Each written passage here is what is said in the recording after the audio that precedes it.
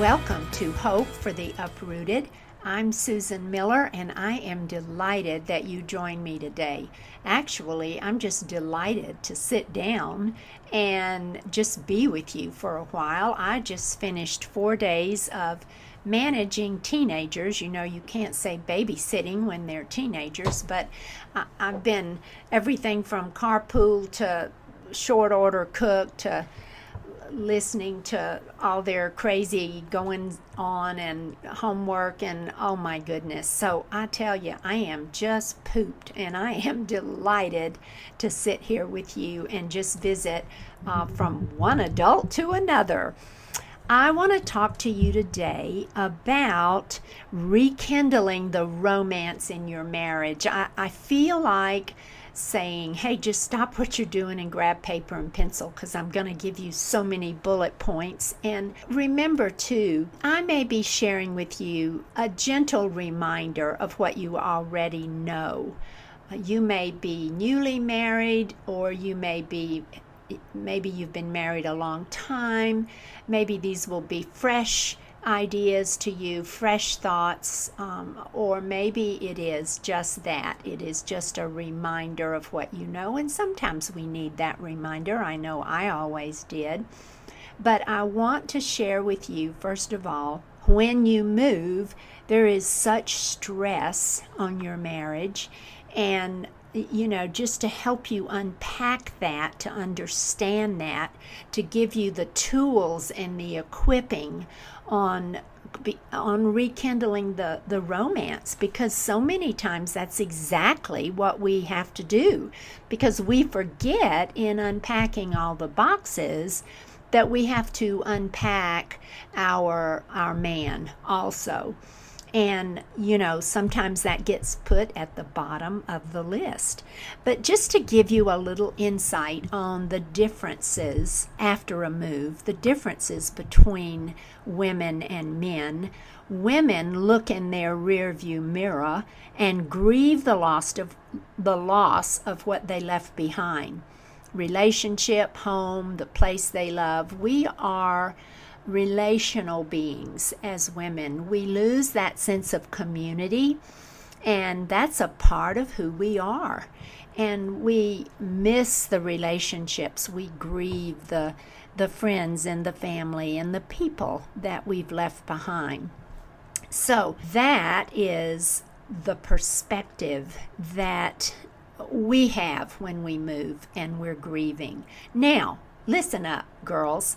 Men have no rearview mirror. Men have a periscope. You see, they're underwater with stress and pressure, and they're trying to focus on what's ahead. There you go. We're just, in the minutia of having to leave behind and having to let go and figure it all out, while they are just focused on what's ahead. Men begin to let go when they accept a new job. They want to start over. Sometimes it can be harder when they lose a job or they retire. But women have a harder time letting go.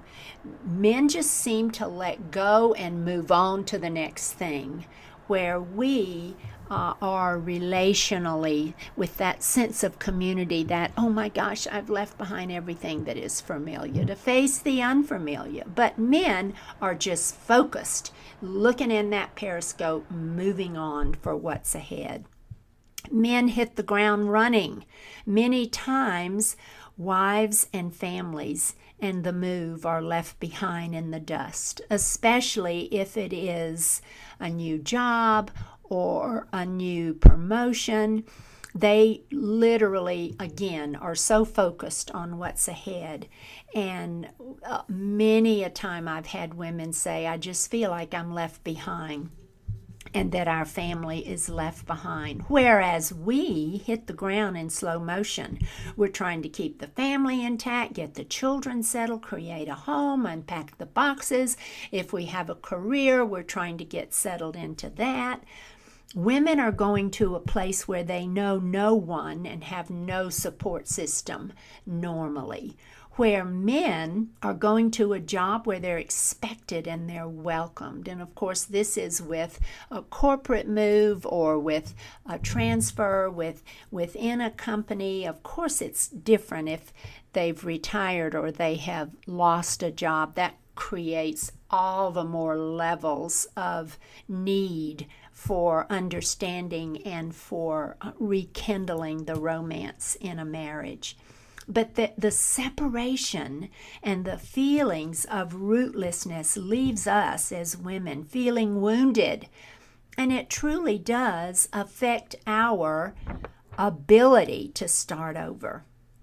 For women, it's difficult if we haven't put down roots in a community or church and if relationships aren't established. Where men, moving forward is a challenge to be conquered. Oh my gosh, yes. Men are anxious and fearful with expectations, and a lot of times they feel inadequate because they're thinking, did I make the right decision? Will this job work out? Will I be able to do this new job or find a job or keep a job? So they have those feelings, but a lot of times they're underneath the surface. Whereas women feel lonely. They might feel like they've lost their identity, and they might feel like they're disappointed, or they might compare, and all of those emotions that women have. Men come home at the end of the day to boxes and a bundle of family needs. Women face unpacking. They face setting up a home. And of course, there's stress on marriage, and a lot of times the kids aren't adjusting well. Men have no identity in a new job or in retirement, and they're trying to establish that. Their mantra is, hey, how are you? They don't have no or any deep relationships. It's the new guy syndrome. It's the wait and see attitude of others. And they truly are feeling like they have to find their new identity in a new job or retirement when they're trying to reestablish themselves and not having deep relationships, where we want to just plunge right in to deep relationships. For women, it's social. For men, it's a livelihood. And the mindset is completely different. You see, no one escapes the kaleidoscope of emotions that come with moving. Men's emotions are just more tied in with a new job, or whether they'll find a job or their retirement. But no one escapes the emotions. It's sad to say that sometimes a move is a brick in the wall between you. Sometimes it will bring you closer, but sometimes it's like two trains passing on two tracks, never connecting, or two ships in the night passing, or living under the same roof but miles and miles apart. You're not in sync yet. You're not in the trenches. You're looking for different things. You're seeking different things. And so it's important for you to understand that. To be intentional is key. Be intentional to focus on your marriage, to do what it takes to fill those sails with the wind of love and care and attention once more. You have the tools to make your marriage better. It's a matter of finding those tools and sharpening them. And sometimes, our men don't have tools in their toolbox. And sometimes they don't understand us because we're emotional beings. But we need to understand where they're coming from, and what we can do to help them in their transition. So be intentional. Prioritize your marriage. That last box can wait, girlfriend. Someone has to blink in the marriage. Someone has to blink. In other words, someone has to make the first move. The what, how, and when rule, that It's not what you say, but how you say it and when you say it. Think about that. It's the what, how, and when. So many times I would be in anger. I'd meet Bill at the door at just the wrong time and say just the wrong thing as I dumped on him about my day when he was up to the gills with his day. And so just remember, it's not what you say, but it's how you say it and when you say it. And remember that there's going to be times of disconnect and discouragement and being disillusioned. Sometimes it just takes unconditional love. Just grit your teeth and say, we're going to get through this. We're going to get to the other side of this.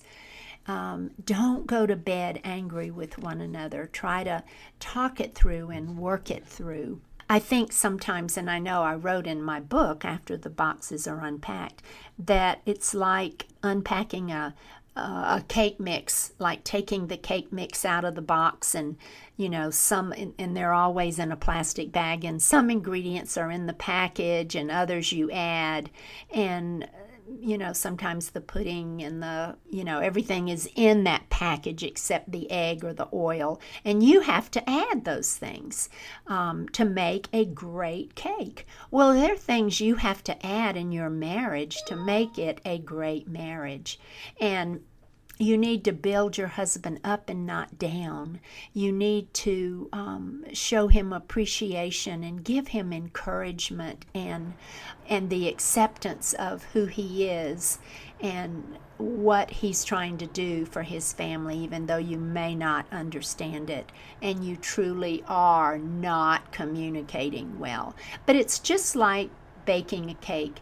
There are things you have to add, and then there are things that are already in the mix. In other words, his personality, his temperament, a lot of those things, you got those, sister, when you got married.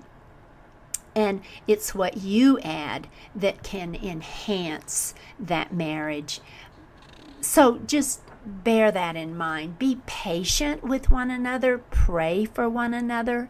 Remember that I love Colossians 1:17. In him all things hold together. In Christ all things hold together. I know sometimes it's hard to communicate when you don't communicate well, but be intentional about that and take time for each other. You may have to initiate a date night or a walk or just block out time. Gosh, there was a time when I would put on Bill's calendar, meet Susan for lunch. I mean, there were things I had to do that initiated that time together, and I just had to, I'm such a romantic. I would love for him to come home and bring flowers and say we're having lunch together tomorrow. But when Bill was under stress and worried and concerned about the job or preoccupied with all of that, he didn't think about those things. So you might want to ask about his job. You might want to enter into his world and just say, share with me how your day went. Share with me what your biggest challenges are. And listening to each other is so important. Don't do all the talking, but ask questions and listen. It's so important to even show appreciation through words or acts of kindness. It's that observable love that you show with your eyes and your smile and your touch. Minimize the negative and accentuate the positive. It's not about you, it's about us. This move, this hurdle that you're crossing in your marriage, it's not all about you, but it's about the two of you. It's about us. And focus on Christ and not your circumstances. And just remember that God can work in and through all things. But I have to tell you, for move after move after move, it was all about me. It certainly wasn't about Bill, and it certainly wasn't about working on our marriage. We truly had built one brick at a time, a real wall in our marriage, and we had to learn how to tear that down brick by brick by brick. Prayer is huge. in understanding and moving closer together. But in rekindling the romance in your marriage, take time to touch. That's so important. Even if it's only a minute, even if it's just brushing his shoulder when you walk by. The most important 2 minutes of the day, my friends, is when you greet each other at the end of the day and when you say goodbye in the morning. Gosh, how can you incorporate more touch in your marriage? And that's different for everyone. And I encourage you to understand what is important to the two of you. But I'm a toucher, and sometimes just walking up behind Bill and putting my arms around him, or sometimes just walking by and squeezing his hand, it was just so important to me. And then, laughter. Oh my gosh, laughter will break down lots of walls. Humor helps us cope, and sometimes I would take myself so seriously. Lighten up, my friends. Relax. Remember what really matters. When you've had a tough day, he's probably had a tough day, and you need to laugh together. Look at how you might laugh more, as well as touch more, and do a shared activity. That is huge, to have something in common that you enjoy doing. It's so important. Some kind of an activity or an event. Maybe you both like to golf. Maybe you both like to watch football. Maybe you are not a sports enthusiast, but there's something that you enjoy doing together. Find it. Make time for it. Brace yourself, and sometimes you just have to try something new. But it's so important to do something together and to laugh together. I don't know if you've ever read Gary Chapman's Love Languages, but I so believe in the 5 love languages. And I think we need to understand what our husband's love language is, as well as our own, as well as our children. But the 5 love languages are gift, time, touch, words, and service. And I think it's important to plant those seeds for him to know how much you care about him. Know what his love language is. Bill's love language was the gift of service. And he loved to bring me a cup of coffee every morning and put it by my bed. And that was the way he expressed his love. Well, my love language was touch. And we were like 2 ships passing in the night until we understood that about each other. I would think, oh, Bill doesn't really love me. He never holds my hand in the movie or in public or put his arm around me. And, he was probably thinking, well, why in the heck doesn't Susan ever bring me a cup of coffee? We just laughed so hard when we understood that we were literally missing giving and receiving love according to what our own love languages are. So I just encourage you to think about that and to understand what that looks like. Try to focus on what's good about your marriage. You'll find it makes a big difference in your attitude. There's gotta be something good. I know when you get in the pit and you are so negative, you think, oh my gosh, why did I ever fall in love with this guy? I mean, I fell in love with Bill when he was in the military, and I loved his white uniform. He was a medic, and I can laugh about that and tell that to him, and it kind of takes us back and recreates a tender spot. So try to focus on what's good about it, on the good things, not always the negative things. It makes such a difference. And find a way that you can praise him and encourage him and show your appreciation. Remember, this is not about you, because I know what you're thinking. Well, what about me? He doesn't praise me or encourage me or appreciate me. Well, I'm not talking to him. If I were, I would tell him to do those things. But I'm talking to you, and I'm talking how you can, some of the things you can do to focus on what's good. If you don't mean it, don't say it. If you have a motive behind kind things you say or do, don't do it. because you want to stay clear of flattery, but you just want to show him how much you appreciate or admire him. And talk about, I always say, hey, you need a tune up from the neck up, okay? You need to rid yourself of emotional gunk like resentment and frustration and bickering and hurt feelings. Hey, get it out on the table. Get a regular tune up with each other and explore unfinished business. And as a woman, we need closure. So talk about whatever it might be, and talk about it in a way that you're not accusing or that you're not finger pointing. But, a lot of times just talking it through is going to make a huge difference. Give each other that permission to be heard. Talk about your feelings. I remember one time saying, Bill, let me help you understand what this move has done to me, and, how it has affected me, and what I've left behind, and how hard it is, and how much I want to support you. Well, by the time we finished talking, he said, I had no idea you felt like that. It's not that your husband doesn't care. It's that he's unaware. And so sometimes you have to risk being authentic, and you have to disclose your feelings. And you need to talk about, if you're angry, you need to talk about that.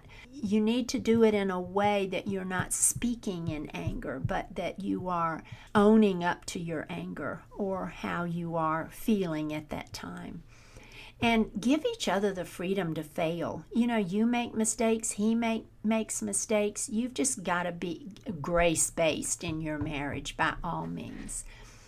Forgive when you feel hurt. That's huge. That's all part of being grace-based, because carrying rage and resentment is going to do more harm to us than to them.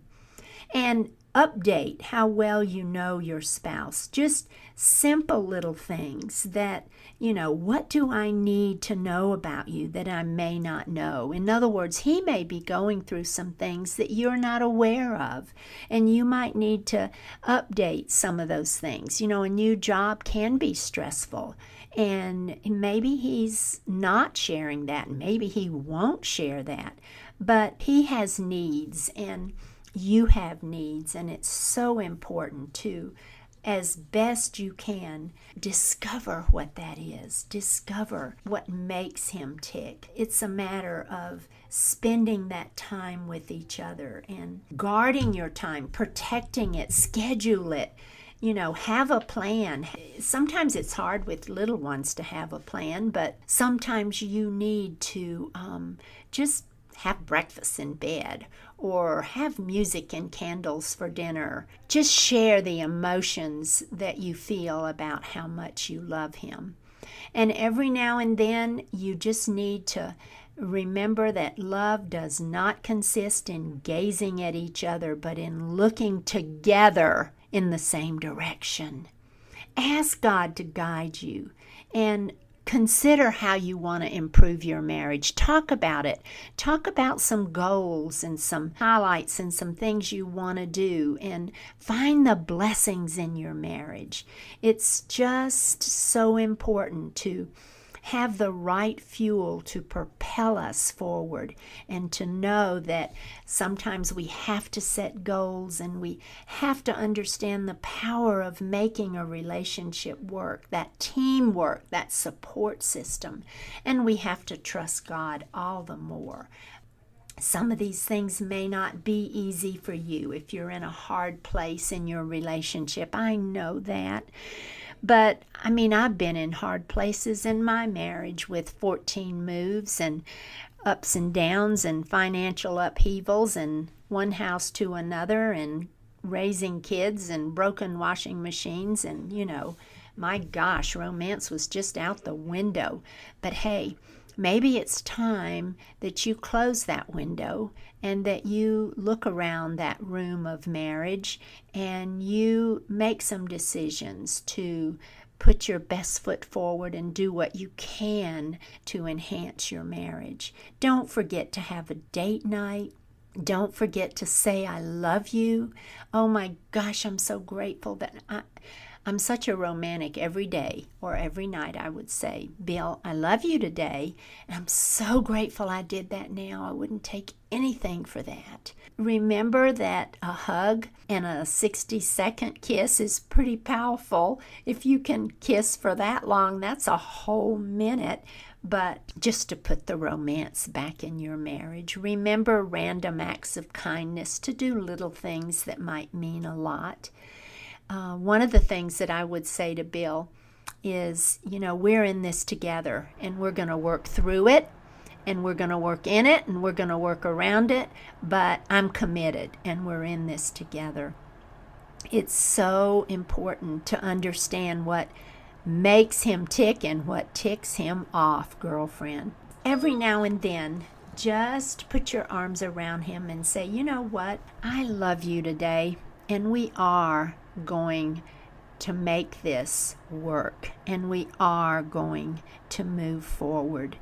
In the best of marriages, the chase is never really over. And there are truly dozens of ways, and you probably have your own ways of filling the sails of marriage with the wind once more.